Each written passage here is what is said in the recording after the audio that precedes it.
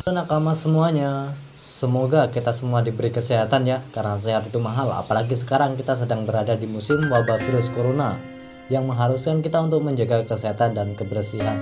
Dan oke, di video kali ini kita akan membahas tentang Rylak atau si Raja Kegelapan. Oke, ya walaupun sudah tua, Rylak begitu ditakutin angkatan laut. Bahkan mereka tidak akan berani macam-macam dengan kakek tua yang satu ini loh. Langsung saja kita bahas ya. Tangan kanan Goldie Roger, sekaligus wakil kapten dari kelompok Raja Bajak Laut itu juga disebut sebagai Dark King atau Raja Kegelapan. Walaupun sudah tua, Silver Rylak masih menjadi orang yang sangat ditakuti loh oleh angkatan laut. Dan menurut kalian sih apa alasannya ya?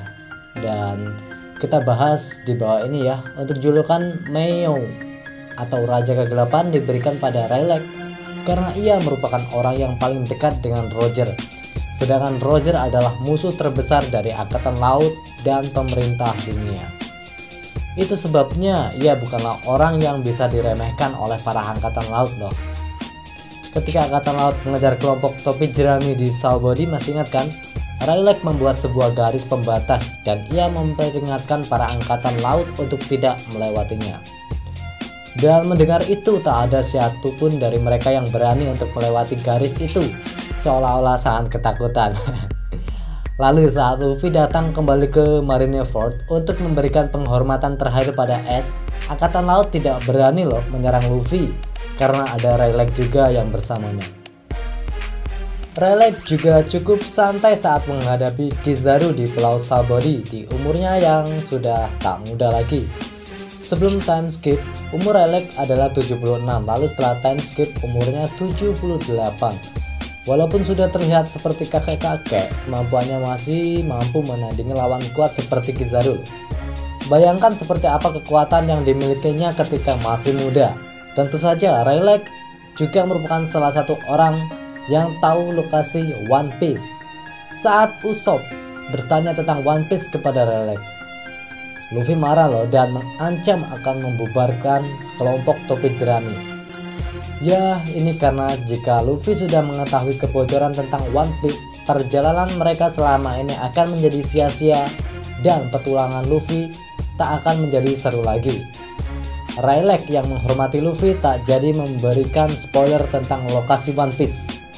Menjadi orang yang pernah berlayar dengan Raja Bajak Laut, pastinya Rylak mengetahui sesuatu tentang Void Century atau abad kekosongan. Ia enggan untuk memberitahunya ke publik karena sedang menunggu orang yang tepat maksud saya. Rylak ingin para bajak laut bisa mencari rahasia tersebut dengan kemampuannya sendiri. Dan teori One Piece selanjutnya menyebutkan alasan lain yang membuat angkatan laut takut kepada Rylak adalah kemungkinan ia merupakan bekas pendekar pedang terkuat di dunia sebelum Mihawk.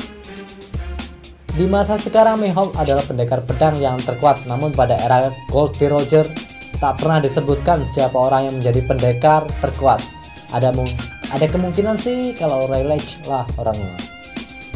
Saat Rylak berhadapan dengan Kizaru, ia berkata, "Sudah lama sekali sejak aku bertarung menggunakan pedangku lagi." Ini berarti dulu Rylak adalah seorang pendekar pedang. Namun masih belum pasti apakah ia pernah menjadi pendekar yang terkuat atau tidak. Selain diduga sebagai orang yang pernah menjadi pendekar pedang terbaik, Rylak adalah seorang yang sangat ahli dalam penggunaan haki.